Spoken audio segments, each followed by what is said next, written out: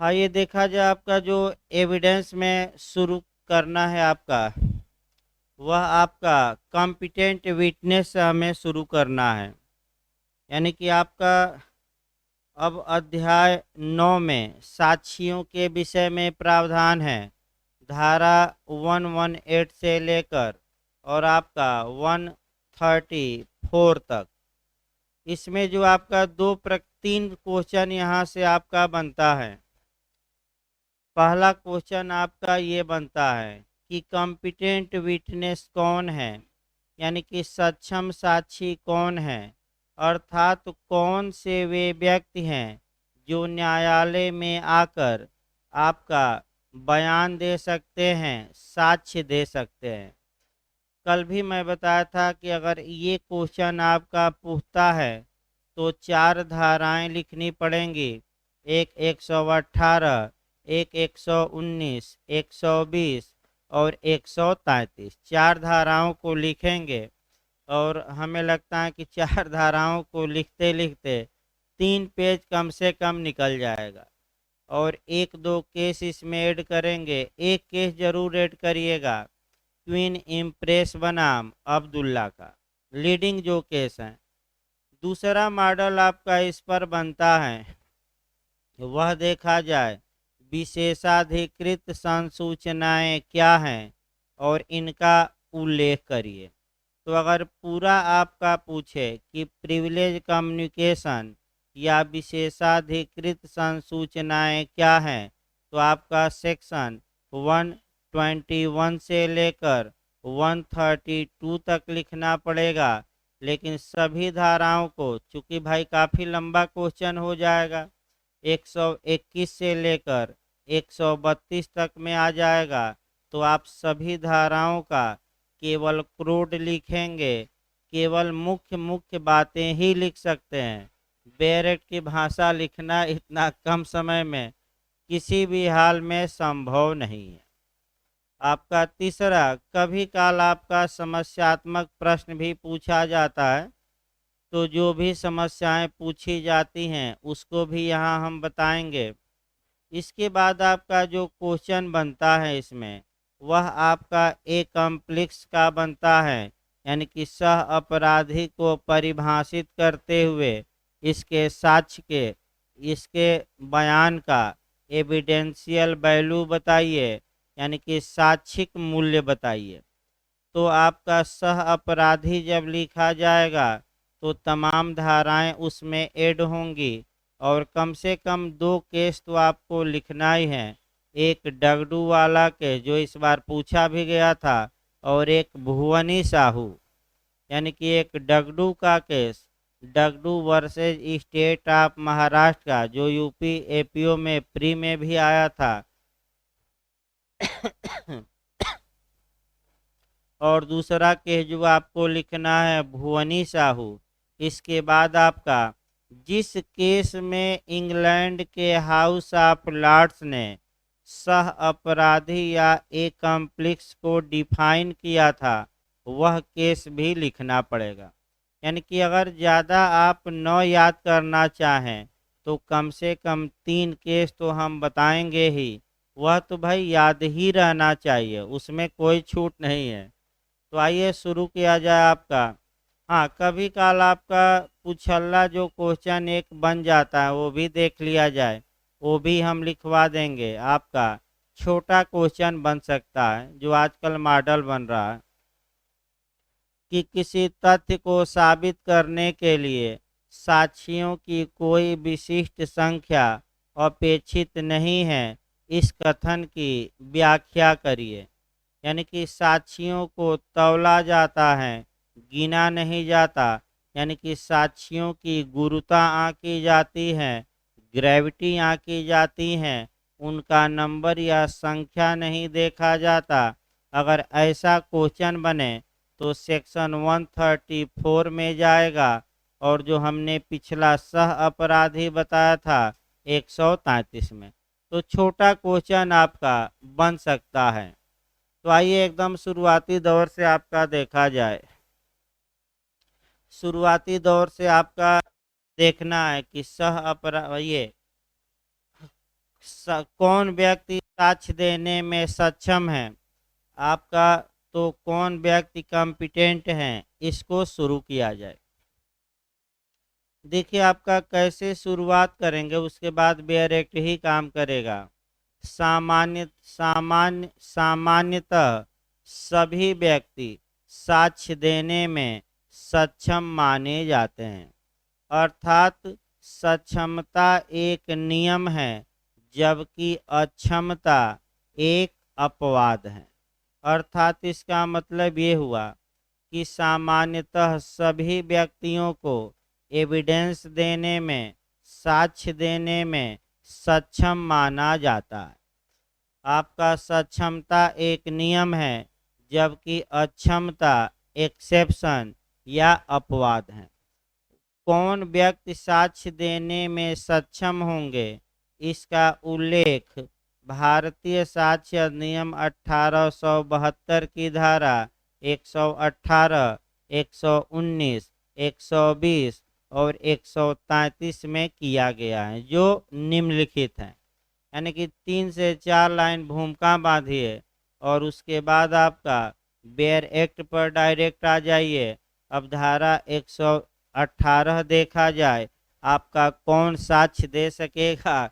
देखिए bare act की भाषा, सभी व्यक्ति साक्ष्य देने के लिए सक्षम होंगे जब तक कि न्यायालय का यह विचार न हो कि कोमल वयस यानी कि छोटे छोटे बच्चे, अतिवार्धक यानी कि काफ़ी बूढ़ा व्यक्ति हो गया है, शरीर के या मन के रोग यानी कि कोई किसी व्यक्ति को कोई शारीरिक रोग है या मन संबंधी रोग हैं या इसी प्रकार के किसी अन्य कारण से यानी कि रोग या किसी कारण से वे उनसे किए गए प्रश्नों को समझने से या उन प्रश्नों के युक्ति संगत उत्तर देने से निवारित हैं।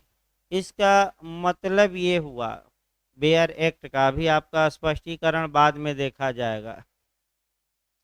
इसका मतलब ये हुआ कि सामान्य नियम हमने पहले ही बताया कि सामान्यतः सभी व्यक्ति सक्षम माने जाएंगे, लेकिन अगर कोई व्यक्ति कोमल वयस है यानी कि आपका छोटा बच्चा है या अतिवार्धक्य है यानी कि बहुत बूढ़ा आदमी है, या अगर किसी व्यक्ति को कोई मन का रोग है, शरीर का रोग है, तो वह कब सक्षम माना जाएगा और कब अक्षम माना जाएगा, पैमाना जरूर दिखाना पड़ेगा। सक्षमता का पैमाना यही है कि क्या वह व्यक्ति न्यायालय द्वारा पूछे गए प्रश्नों को समझ रहा है और समझने के बाद रीजनेबल आंसर या उचित उत्तर या आपका कह सकते हैं कि युक्ति संगत उत्तर दे रहा है। तो भले ही वह बालक हो, भले ही वह बूढ़ा हो, भले उसे शरीर का कोई रोग हो, मन का कोई रोग हो, या भले अन्य कारणों से वह अयोग्य हो, अगर न्यायालय द्वारा पूछे गए प्रश्नों को वह समझ रहा है और उसका उचित उत्तर दे रहा है, तो वह कॉम्पिटेंट विटनेस माना जाएगा, अर्थात न्यायालय में आकर किसी तथ्य के बारे में साक्ष्य देने में सक्षम माना जाएगा। स्पष्टीकरण आपका अनसाउंड माइंड पर्सन पर है, पागल पर है कि पागल अपने पागलपन के कारण अक्षम नहीं हो जाता, तो पागल के बारे में भी यही पैमाना काम करेगा। और जो बंद कर दीजिए, पागल के बारे में भी यही बंद कर दीजिए हो, पागल के बारे में भी यही पैमाना काम करेगा। क्या पागल सक्षम साक्षी होगा कि नहीं, पुछल्ला जोड़ सकता है अलग से, तो आपका जवाब रहेगा कि धारा 118 के स्पष्टीकरण में पागल को सक्षम साक्षी माना गया है यदि वह पागल न्यायालय द्वारा किए गए प्रश्न को समझ रहा है और उसका उचित उत्तर दे रहा है। जहाँ तक छोटे छोटे बच्चों की बात है, छोटे छोटे बच्चों का साक्ष्य लेते समय न्यायालय को अति सावधानी बरतनी चाहिए, यानी कि काफ़ी सतर्कता बरतनी चाहिए, क्योंकि छोटे छोटे बच्चे आपका कह सकते हैं, ये हो सकता है कि छोटे बच्चे रट्टू तोता होते हैं, यानी कि आपका बातों को उन्हें रटवाया जा सकता है और न्यायालय में बुलवाया जा सकता है। तो न्यायालय को छोटे बच्चों का साक्ष्य लेने में काफ़ी सतर्कता बरतनी चाहिए। क्यों बरतनी चाहिए? क्योंकि हो सकता है कि रटवा कर उनसे क्या दिलवा दिया जाए, साक्ष्य। शुरुआती दौर में छोटे बच्चों को आपका साक्ष्य देने में अक्षम माना जाता था, लेकिन बाद में इन्हें सक्षम माना जाने लगा। अगर छोटे बच्चे हैं तो वही पैमाना काम करेगा कि क्या वह न्यायालय द्वारा किए गए प्रश्नों को समझ रहे हैं और समझने के बाद उसका रीजनेबल आंसर दे रहे हैं। अगर दे रहे हैं तो भले 7 साल का बच्चा हो, 8 साल का बच्चा हो, 10 साल का बच्चा हो, उसे कॉम्पिटेंट विटनेस माना जाएगा। तो पागल का हो सकता है कि आपका अलग से पुछल्ला जोड़ दे, तो पागल के बारे पागल सक्षम होगा कि अक्षम होगा? सक्षम। कब अक्षम होगा? तो वही पैमाना काम करेगा जब वह न्यायालय द्वारा किए गए प्रश्नों को समझ नहीं रहा है और उसका उचित उत्तर नहीं दे रहा है। तो अगर कौन सक्षम साक्षी है, इसका निर्धारण कौन करेगा? वादी करेगा कि प्रतिवादी करेगा कि न्यायालय स्वयं करेगा? एक लाइन दिखा दीजिएगा। उसका निर्धारण न्यायालय द्वारा स्वयं किया जाएगा। और क्या किया जाएगा? प्रश्न पूछकर। कुछ पहले क्या पूछा जाता है? जैसे कि नए लोग आते हैं तो हमसे भी पहले कुछ प्रश्न पूछते हैं, तो आपका प्रश्न पूछ कर ये कहा मैंने डिसाइड किया जाता है कि ये सक्षम साक्षी हैं कि नहीं, यानी कि ये पढ़ाने में सक्षम है कि नहीं। ये प्रश्न पूछकर क्या किया जाता है आपका, मैंने, हाँ सही कह रहे हैं भाई, यानी कि आपका संतुष्ट होते हैं। अगला देखिए आपका, इस प्रकार आपका 118 समाप्त हुई। अब आइए 119। 119 से आपका जो क्वेश्चन बना है यूपी एपीओजे में, वह अलग से भी बना है। टिप्पणी में आपका क्वेश्चन ये बना है कि डम्ब विटनेस पर या मूक साक्षी पर या ऐसा साक्षी जो बोलने में असमर्थ हो, आपका उस पर टिप्पणी लिखिए। ये आ चुका है क्वेश्चन यूपी में। तो अगर आपका डम्ब विटनेस या मूक साक्षी दे, या ये दे दे कि ऐसा गवाह जो बोलने में असमर्थ है, क्या वह सक्षम साक्षी होगा कि नहीं? तो आपका जवाब रहेगा कि धारा 119 के तहत जो साक्षी बोलने में असमर्थ है उसे भी कॉम्पिटेंट विटनेस माना गया है। इस धारा की विशेषता ये है, आपका यहाँ से इंटरव्यू में भी अंदर से पूछा गया है। ये धारा आपका 2013 में प्रतिस्थापित की गई है, यानी कि पूरी धारा को नए सिरे से लिखा गया। इस धारा को जो नए सिरे से लिखा गया, उसका जो कारण था वह दिल्ली का निर्भया कांड था। और दिल्ली के निर्भया कांड के बाद जस्टिस जे.एस. वर्मा की समिति बनी थी और उस समिति की सिफारिश पर धारा 119 को पुनः नए सिरे से लिखा गया। तो आप बताएंगे कि जो साक्षी बोलने में असमर्थ हैं, असमर्थ कैसे हो सकता है? पहले ये देखिए, असमर्थ आपका कोई हादसा हो गया, जैसे फिल्मों में हो जाता है कि हादसा हो गया, आवाज़ चली गई, और फिर कोई हादसा हुआ तो आवाज़ क्या आ गई वापस। फिल्मों में ज़्यादा होता है कि नहीं रजनी जी? हाँ, तो समाज में कम होता है और आपका फिल्मों में क्या होता है ज़्यादा।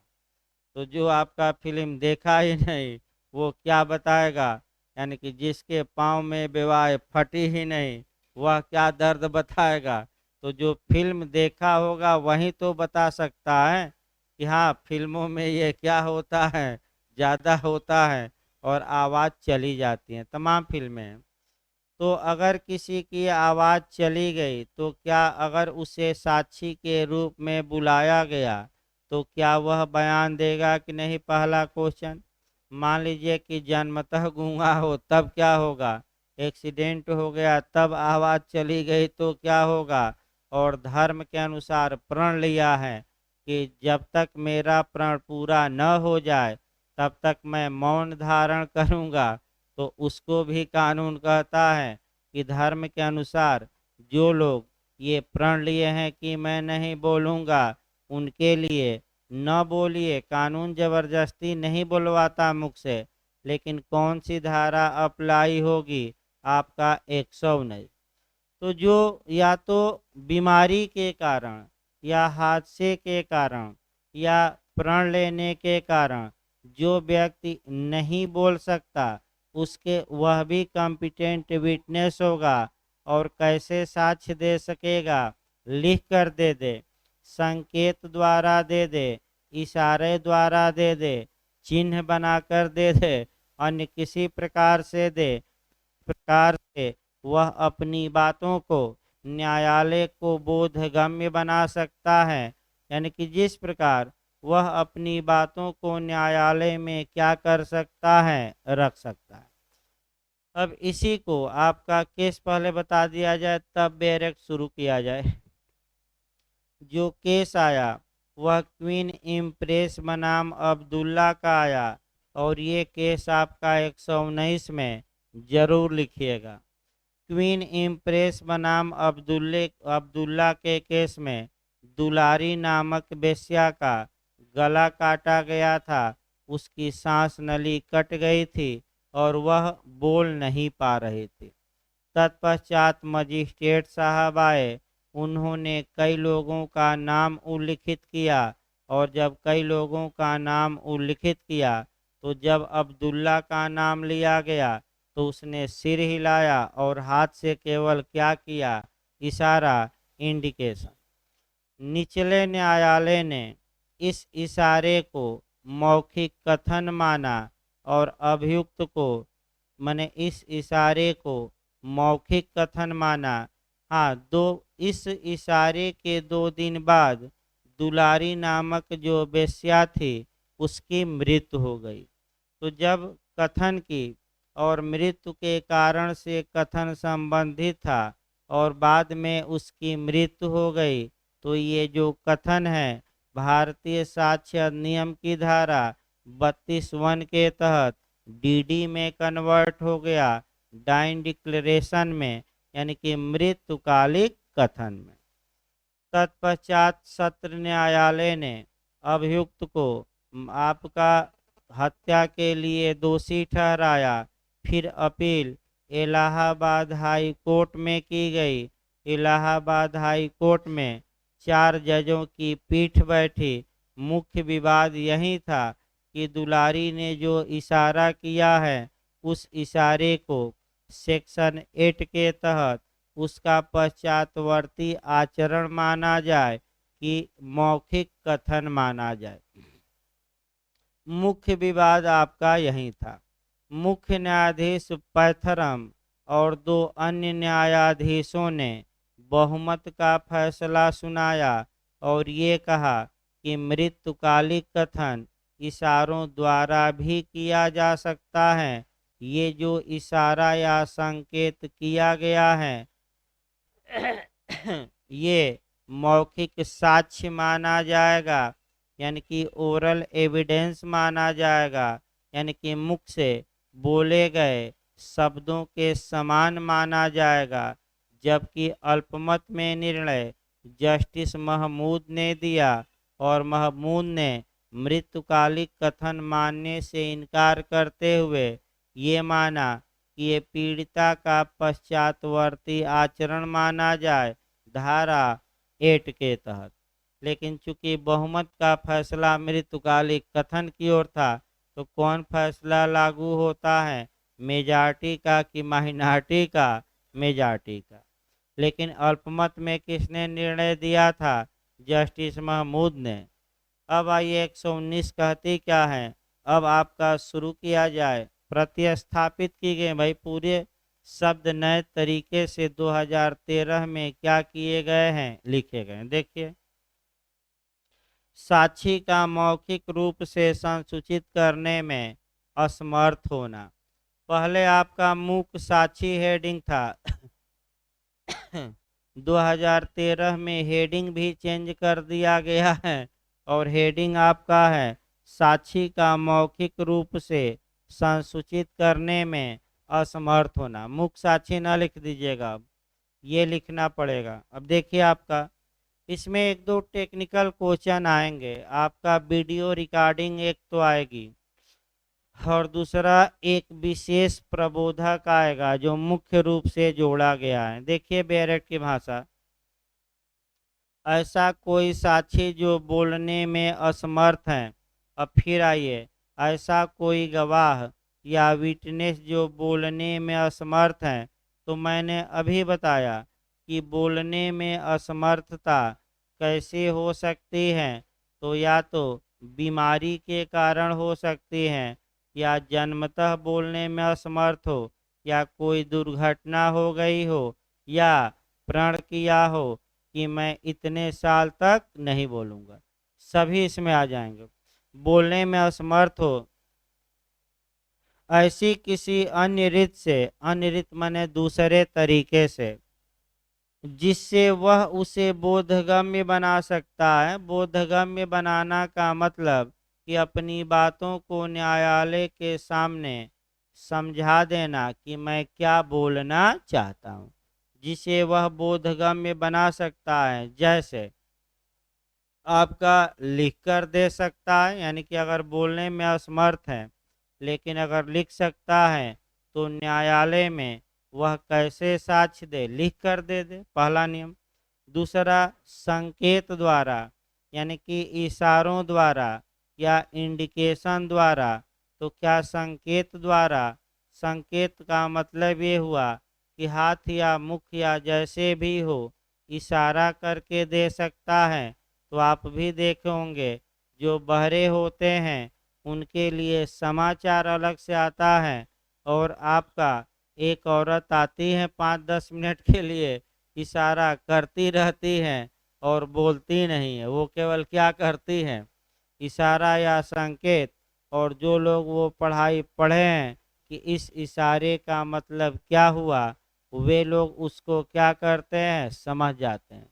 तो संकेत द्वारा, या तो पहला ऑप्शन है कि लिख कर दे दे, दूसरा क्या है, संकेत द्वारा दे दे, तीसरा ये है कि चिन्ह बना कर दे दे, यानी कि कागज पर क्या बना दे, चिन्ह।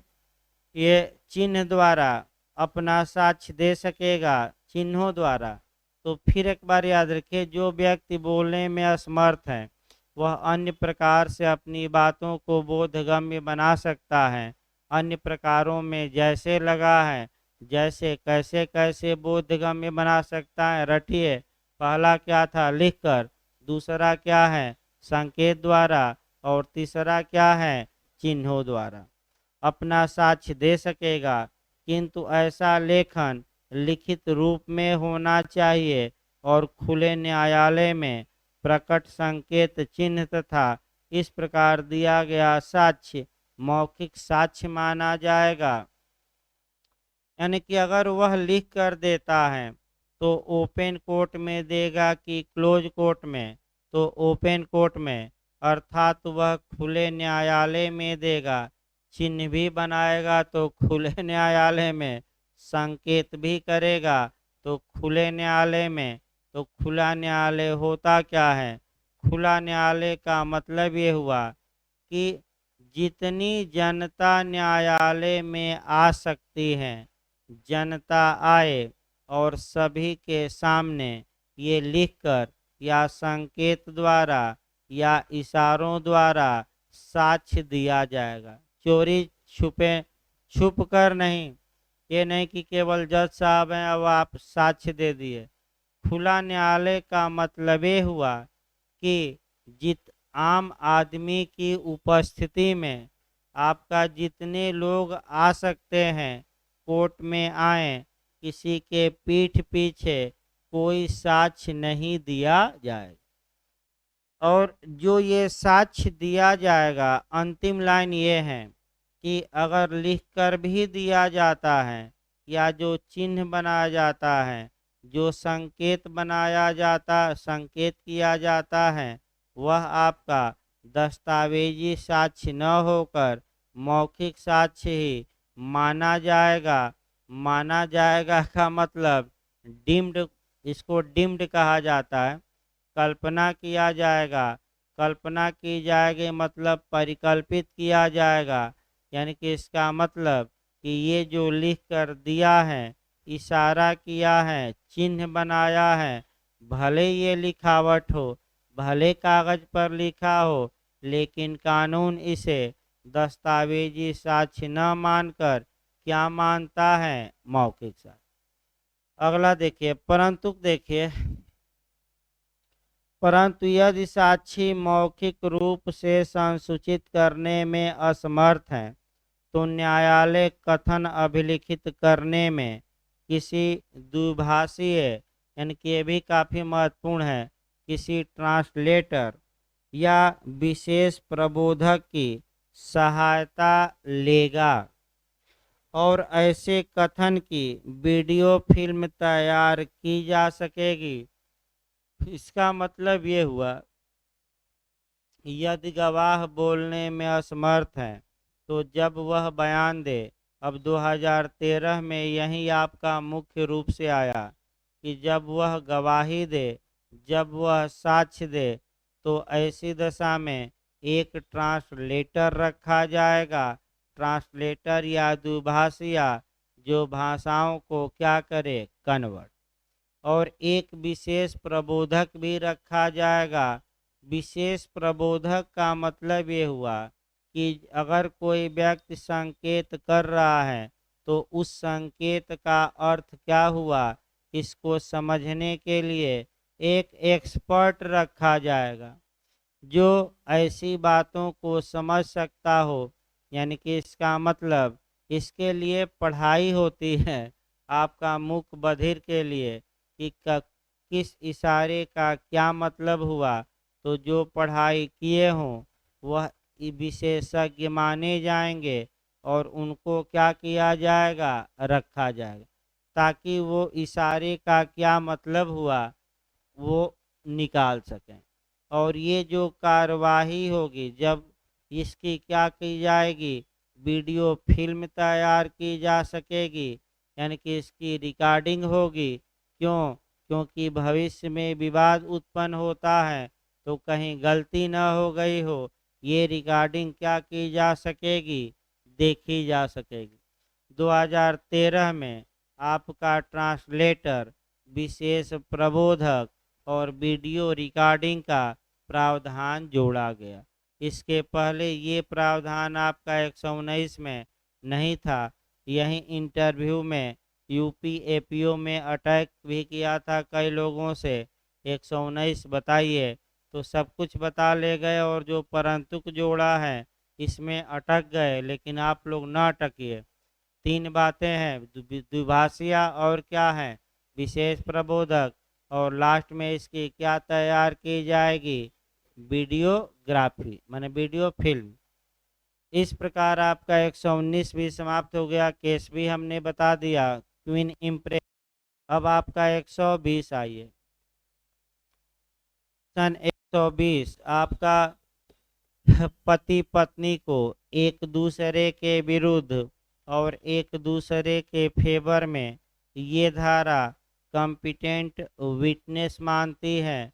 यह धारा इस सिद्धांत पर आधारित है कि पति पत्नी अलग व्यक्तित्व रखते हैं, उनकी पर्सनालिटी अलग होती है, उनका व्यक्तित्व अलग होता है।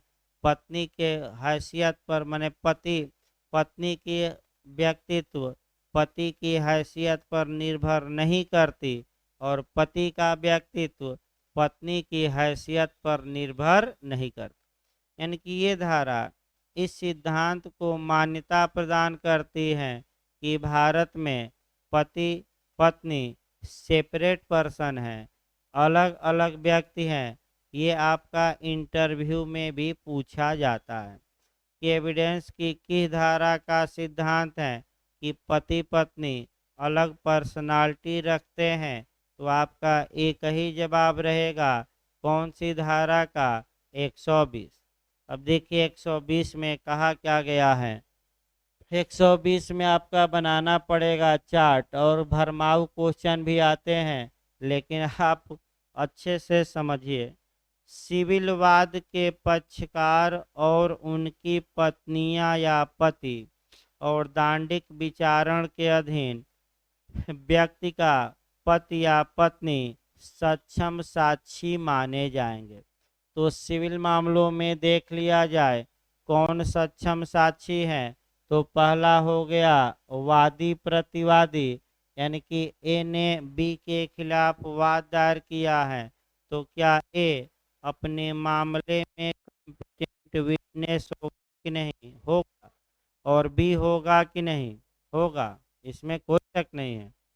तो आपका आपराधिक मामला है, तो पति के खिलाफ पत्नी भी और पति के फेवर में भी पत्नी, पत्नी भी पति के विरोध में और पति के पक्ष में गवाही दे सकती हैं कि नहीं दे सकती हैं। यानी कि इसका अभी बैरक शुरू करते हैं। इसका मतलब कुल मिलाकर ये हुआ कि चाहे मामला सिविल हो चाहे क्रिमिनल हो, पति पत्नी एक दूसरे के फेवर में भी गवाही दे सकते हैं और एक दूसरे के विरोध में भी। तो एक व्यक्ति रहते तो फेवर और विरोध में नहीं देते गवाही। इसीलिए कौन सी धारा बताती है कि ये सेपरेट पर्सन है? 120। देखिए बैरक की भाषा, तब इसको तोड़ा जाए।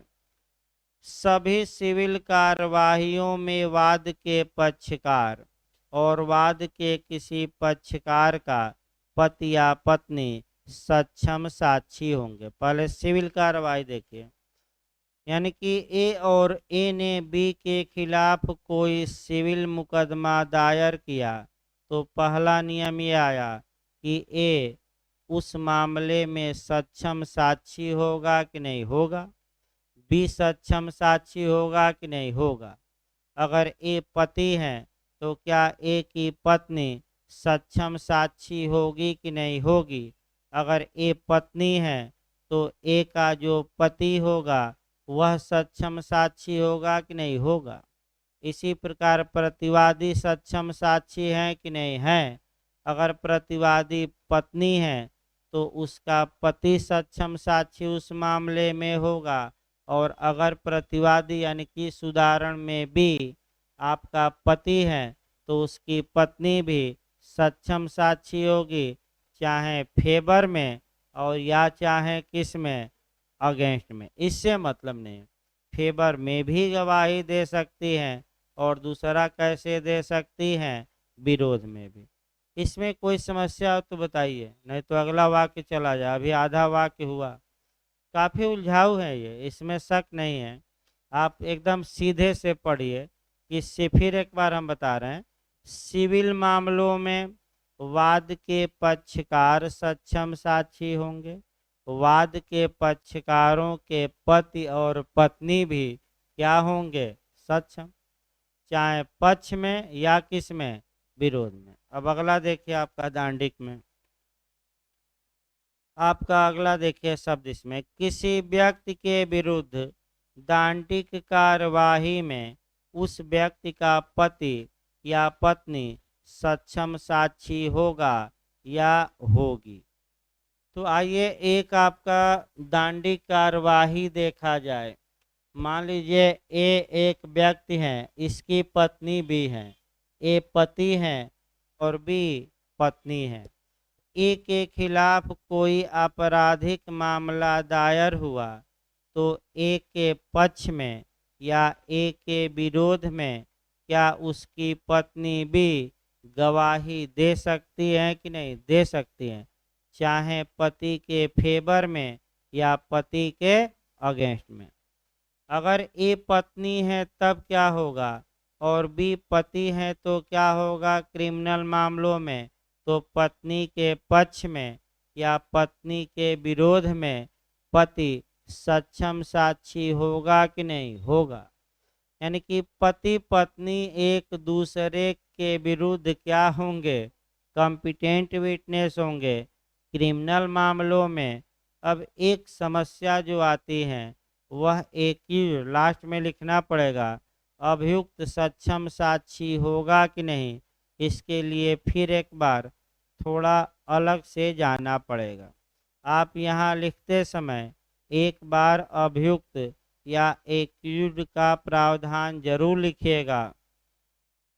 देखिए, आपका जब भी अभियुक्त के बारे में आप लिखिए तो संविधान का अनुच्छेद 20 का क्लाज 3 उठाइएगा और सीआरपीसी को रिलेट करिएगा 315 315। देखिए कैसे लिखना है।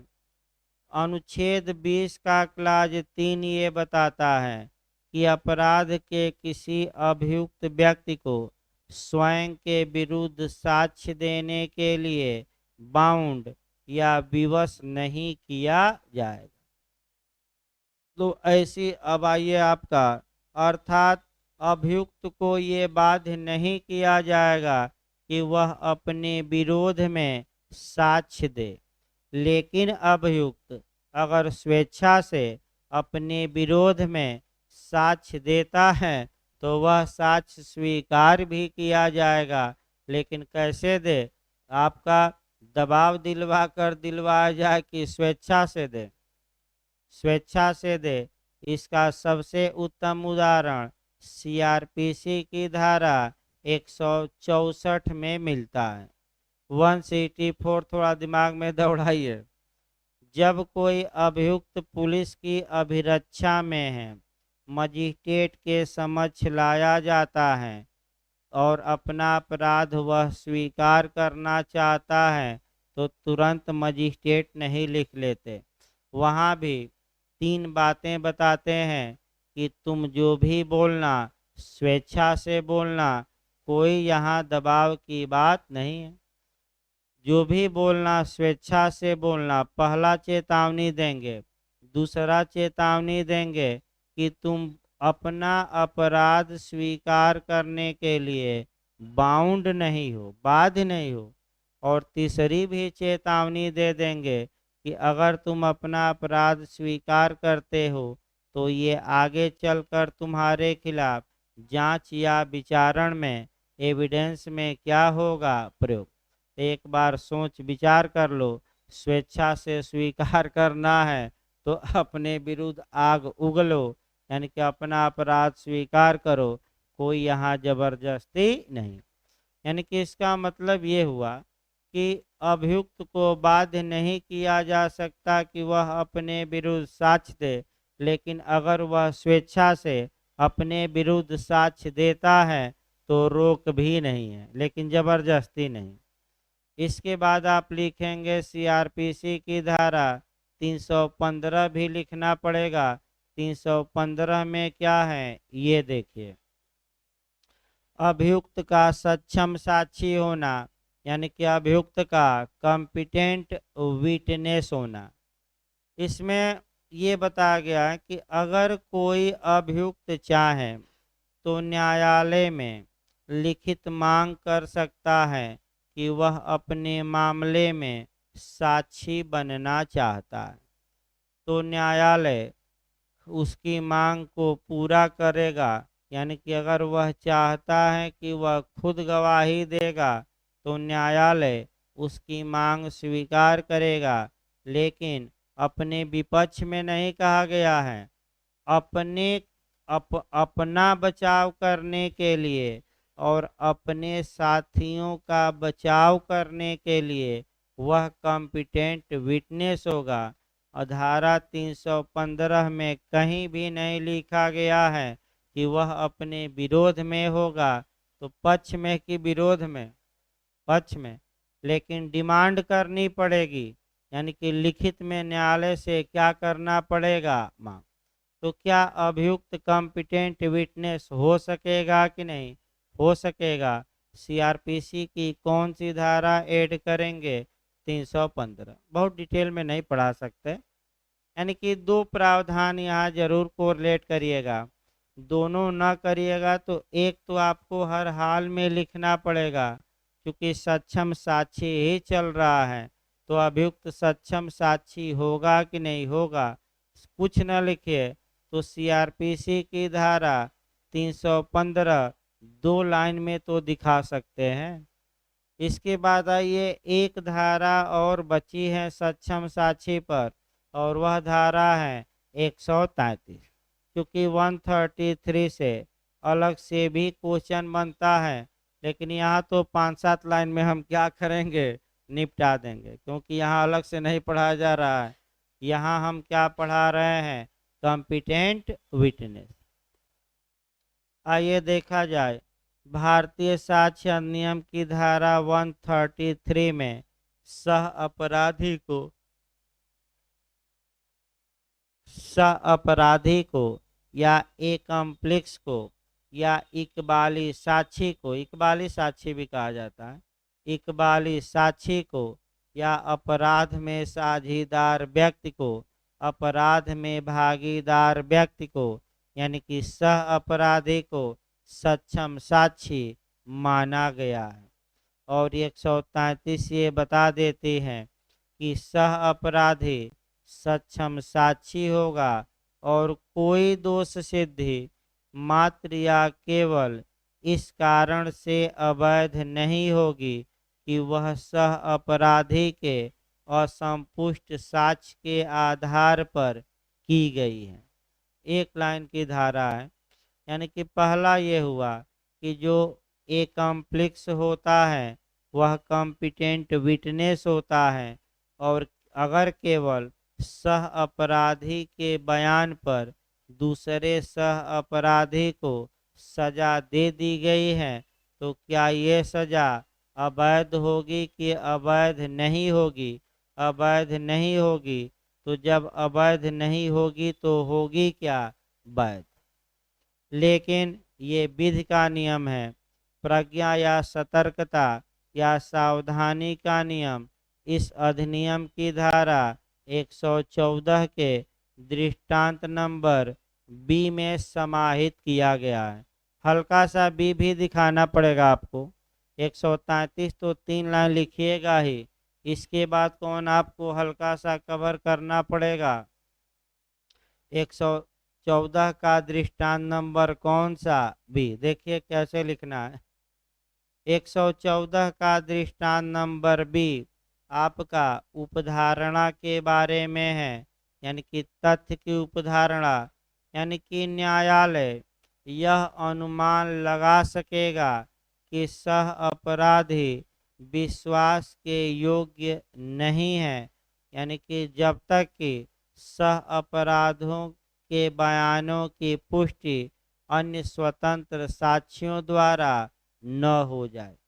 यानी कि कुल मिलाकर ये निकला कि न्यायालय यदि चाहें तो ये अनुमान लगा सकेगा, सकेगा में बाध्य नहीं है, चाहे लगाए या न लगाए, लगा सकेगा कि सह अपराधी विश्वास के योग्य नहीं है जब तक कि उसकी बातों का समर्थन अन्य स्वतंत्र साक्ष्यों से न हो जाए। इस प्रकार कौन सक्षम साक्षी होगा, ये आपका क्वेश्चन समाप्त हुआ। अब अगला आइए, प्रिविलेज। प्रिविलेज दूसरा क्वेश्चन शुरू किया जाए। देखिए आपका प्रिविलेज में जो धाराएं हम पढ़ाएंगे उसमें टिप्पणी में अलग अलग भी क्वेश्चन बनते हैं।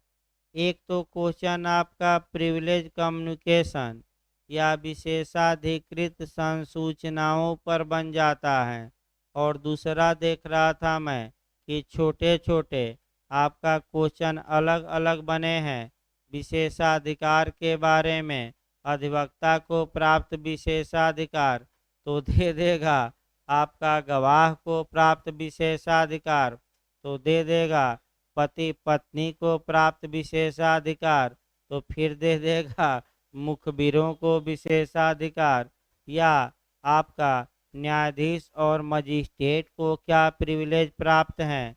तो पहले तो विशेषाधिकार पढ़ने से पहले आपका भूमिका देखी जाती है और तब आपका, देखिए जहाँ तक प्रिविलेज की बात है, विशेषाधिकार का मतलब ये हुआ आपका एकदम शुरुआती दौर से पहले भूमिका के लिए हम उठाते हैं कॉन्सेप्ट बनाने के लिए। कॉन्सेप्ट जब भी बनाइएगा तो आर्टिकल आपका 14 से शुरू करिएगा, संविधान के अनुच्छेद 14 से। भारत के संविधान का अनुच्छेद 14 राइट टू इक्वलिटी, समता के अधिकार को बताता है, जबकि समता का मतलब ये हुआ कि किसी विधि के समझ समता का मतलब ये हुआ कि किसी भी व्यक्ति को कोई छूट, उन्मुक्ति या प्रिविलेज प्राप्त नहीं होगा। यानी कि चाहे राजा हो या रंक हो, अमीर हो या गरीब हो, सब लोग विधि के क्या होंगे, समान होंगे, और किसी को कोई छूट कानून से प्रिविलेज या उन्मुक्ति प्राप्त होगी कि नहीं, नहीं होगी। लेकिन ये विधि का पूर्ण नियम नहीं है। कुछ लोग ऐसे हैं जिन्हें प्रिविलेज दिया गया है, छूट दिया गया है, यानी कि इसको हम कहते हैं समता का अपवाद। समता का क्या कहते हैं, अपवाद। तो आखिर विशेषाधिकार होता क्या है, विशेषाधिकार किस रूप में प्रदान किया गया है, और विशेषाधिकार में आप किया क्या जाता है। तो विशेषाधिकार का मतलब कुछ उन्मुक्ति देना, कुछ छूट देना। इसका मतलब ये हुआ कि विशेषाधिकार अधिकार और कर्तव्य के रूप में दिए गए हैं। इसका मतलब ये हुआ कि आपका कुछ व्यक्ति ऐसे हैं जो गवाह के रूप में बुलाए नहीं जा सकते, यानी कि उनकी बातों को साक्ष्य में लिया जा सकेगा कि नहीं, नहीं लिया जाएगा। यानी कि उनको छूट दी गई है कि आप इन बातों को प्रकट न करिए, डिस्कवर न करिए, ओपन न करिए। अर्थात इसका मतलब कुछ मामलों में किसी व्यक्ति को किसी तथ्य के प्रकटीकरण की या तो परमिशन या अनुज्ञा ही नहीं दी जाती, या उसे बाध्य या विवश नहीं किया जाता, तो हम कहते हैं कि उन्हें क्या प्राप्त है, प्रिविलेज।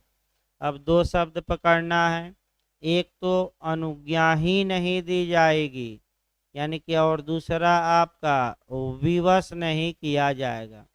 तो बेयर एक्ट में कई जगह रहेगा कि परमिट ही नहीं किया जाएगा, और कई जगह रहेगा कि बाउंड या विवश या मजबूर या बाध्य नहीं किया जाएगा।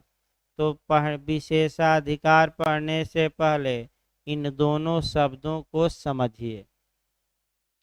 अगर बेयर एक्ट में आपका 121 से लेकर और 132 तक में कहीं भी ये लिखा रहे कि इस बात को प्रकट करने के लिए, इस बात को ओपन करने के लिए, इस बात का खुलासा करने के लिए ऐसे व्यक्ति को परमिट ही नहीं किया जाएगा, अनुज्ञा ही नहीं दिया जाएगा, इसका मतलब ये हुआ कि वह व्यक्ति चाहता है कि उस बात के बारे में वह साक्ष्य दे, लेकिन न्यायालय उस बात के बारे में साक्ष्य देने के लिए क्या उसे इजाज़त देगा कि नहीं देगा, नहीं देगा।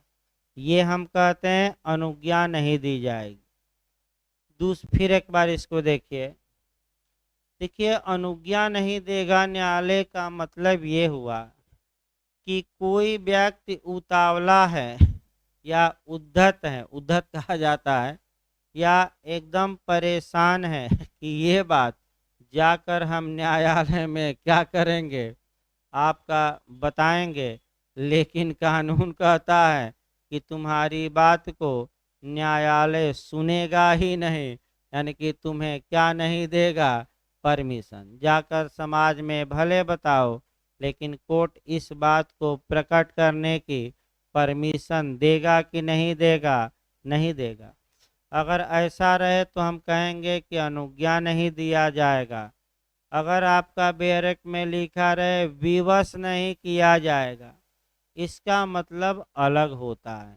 तो विवश नहीं किया जाएगा का मतलब ये हुआ कि बाध्य नहीं किया जाएगा, मजबूर नहीं किया जाएगा, जबरदस्ती बुलवाया नहीं जाएगा। इसका मतलब ये हुआ कि वह व्यक्ति अपनी स्वेच्छा से आकर अगर उस बारे में बयान देना चाहता है तो क्या न्यायालय रोक देगा? नहीं। लेकिन जबरदस्ती बुलाकर और उनसे बयान लिया जाएगा कि नहीं? नहीं। तो अनुज्ञा नहीं दी जाएगी, यानी कि वह व्यक्ति उतावला है ओपन करने के लिए, लेकिन उसको ओपन करने से बातों को क्या किया जाएगा, और विवश नहीं किया जाएगा, मतलब मजबूर नहीं किया जाएगा। अगर वह व्यक्ति स्वेच्छा से आए, न्यायालय में बयान दे, तो उसके बयान को स्वीकार किया जाएगा। यही आपका प्रिविलेज है, यानी कि इसका मतलब कि ये तथ्य सुसंगत हैं लेकिन ग्राह्य नहीं है। आगे बताया जाएगा एविडेंस में सुसंगतता और ग्राह्यता हम बताएंगे, तो ये धाराएं काम करेंगी सुसंगतता और ग्राह्यता में। तो जो 121 से लेकर 132 तक में जो विशेषाधिकार या छूट दी गई हैं, ये आपका इसका आधार पब्लिक पॉलिसी है, लोक नीति है। लोक नीति यह अपेक्षा करती है कि कुछ बातें ऐसी हैं जिसे न्यायालय में प्रकट नहीं करना चाहिए। तो आइए अब एक एक करके देखा जाए। आपका न्यायाधीश और मजिस्ट्रेट पर टिप्पणी भी बना है, अलग से भी भाई क्वेश्चन बन सकता है। अब 121 से लेकर 132 देखना है। अब 121 शुरू कर दीजिए। देखिए बैरक की भाषा, न्यायाधीश और मजिस्ट्रेट। पहले तो आपको ये जानना है कि एविडेंस एक्ट के अंतर्गत आपका जो ये प्रिविलेज दिया गया है न्यायाधीश और मजिस्ट्रेट को, आपका सेक्शन 121 में, इसमें मध्यस्थ भी शामिल हैं। अर्थात न्यायालय के निर्णय के अनुसार जो आर्बिट्रेटर होते हैं, जो मध्यस्थ होते हैं, उन्हें भी 121 का बचाव क्या होगा, मिलेगा। अब देखिए आपका लिखा क्या गया है बैरक में, तो यहाँ दो वर्ग में बांटना है। दो वर्ग, पहले भूमिका देख लीजिए आपका। धारा 121 जब भी आप पढ़िए तो उसको दो क्लाज में बांट कर पढ़िए। पहला क्लाज आप ये देखिएगा कि आपका अगर कोई न्यायाधीश या मजिस्ट्रेट न्यायिक कार्यवाही के दौरान कुछ बातों से परिचित हो गया है, तो या अपने आचरण के बारे में उसे विवश नहीं किया जाएगा कि तुम न्यायिक कार्यवाही के दौरान कौन सी बातें जाने या तुम्हारा कंडक्ट क्या था। न्यायाधीश या मजिस्ट्रेट को विवश नहीं किया जाएगा कि वह आकर ये बातें बताए। तो विवश नहीं किया जाएगा मतलब, फिर याद रखिए, अगर ऐसा न्यायाधीश या मजिस्ट्रेट स्वेच्छा से आकर अपना बयान दे तो स्वीकार किया जाएगा कि नहीं किया जाएगा? भाई आपका किया जाएगा, क्योंकि विवश में हमने बताया कि जहाँ भी शब्द लिखा हो विवश नहीं किया जाएगा, यानी कि बाध्य नहीं किया जाएगा। अगर वह व्यक्ति स्वेच्छा से आकर बयान दे तो उस बयान को क्या किया जाएगा? स्वीकार। दूसरी बातें, अन्य बातों का मतलब ये हुआ कि जब न्यायाधीश या मजिस्ट्रेट कार्य कर रहा था तो उसके आपका कार्यवाही के दौरान अन्य घटनाएं घट गई तो अन्य घटनाओं के लिए उसे विवश किया जाएगा कि आकर बताओ कि कौन सी घटना घटी थी। लेकिन वह न्यायाधीश होने के नाते न्यायिक कार्यवाही के दौरान जो बातें जाना है उसके बारे में उसे विवश नहीं किया जाएगा। लेकिन एक लाइन और भी आपको देखना है कि कौन विवश कर सकेगा कि न्यायिक कार्यवाही के दौरान न्यायाधीश के नाते तुम कुछ जाने हो तो वह भी आकर प्रकट करो, ओपन करो, उस बारे में गवाही दो। तो कौन विवश कर सकेगा? तो यहाँ भी आना पड़ेगा। तो स्पष्ट लिखा है बेयर एक्ट में, कौन? जिसके वह क्या है? अधीनस्थ है। यही याद रखिए, कौन विवश कर सकेगा? जिसके वह सबॉर्डिनेट है। अभी बेयर एक्ट हम शुरू करते हैं, पहले भूमिका देखनी चाहिए। देखिए आपका बेयर एक्ट जो समस्या यहाँ आती है, आपका 3 समस्या दी गई हैं, तीनों पढ़ कर जाना है। 2 में आपका रहेगा कि वह ज्ञान जो पाया है मजिस्ट्रेट या न्यायाधीश के नाते, और तीसरा में अन्य कार्य रहेगा। इसका हम पुनः समय आगे बंटवारा करेंगे, लेकिन कॉन्सेप्ट बनाने के लिए एक उदाहरण देना जरूरी है। जैसे कि ये एक गवाह के रूप में आया, न्यायालय में गवाही दे रहा था। मैंने न्यायालय में एक अभियुक्त था, अभियुक्त कटघरे में खड़ा था। तब तक दरोगा जी बयान दे रहे थे तो अभियुक्त कुपित हो गया, प्रकोपित हो गया, गुस्सा आ गया और दरोगा जी की हत्या का प्रयास किया। तो आप लोग बताइए, मजिस्ट्रेट या न्यायाधीश अपनी आँखों से घटना देख रहे हैं तो ये न्यायिक न्यायाधीश होने के नाते उनके ज्ञान हो गया कि अन्य बातें हैं? अन्य बातें नहीं, अन्य बातें हैं तो आम लोग भी देख रहे हैं, जो कोर्ट में मौजूद हैं वो भी तो देख रहे हैं। भाई जो गवाह हैं, जो आपका वकील साहब हैं, क्लर्क हैं, तो जो घटनाएं कोर्ट के अंदर घटी हैं वह आपका अन्य बातों में आएगी। और इसके लिए न्यायाधीश या मजिस्ट्रेट साहब को विवश किया जा सकता है कि आप आइए और आपके आंखों के सामने अभियुक्त ने कैसे हमला किया दरोगा जी पर, आकर क्या करिए बताइए। इसमें कोई छूट नहीं है, इसमें विवश किया जा सकता है। इसको जब भी पढ़िएगा तो सीआरपीसी की धारा 191 को कोरिलेट करके पढ़िएगा। और उसमें ये है कि अगर कोई मजिस्ट्रेट स्वयं अपनी आँखों से घटना देखा है, स्वयं उसका संज्ञान लिया है, तो प्राकृतिक न्याय का सिद्धांत ये है कि अभियुक्त को वह मजिस्ट्रेट बताए कि अभियुक्त चाहें तो अपना मामला किसी अन्य मजिस्ट्रेट को क्या करा सकता है? ट्रांसफ़र। क्यों करा सकता है? क्योंकि हमने अपनी आँखों से घटना को क्या देखा है? स्वयं। और जो आपका जांच विचारण होना चाहिए उसमें बायस न हो, बल्कि क्या हो? निष्पक्षता। तो जब उस मजिस्ट्रेट के यहाँ मुकदमा चलेगा तो ये मजिस्ट्रेट साहब जाकर वहाँ क्या देंगे? गवाही कि हमारे आँखों के सामने ही तो अभियुक्त ने किस पर आक्रमण किया था?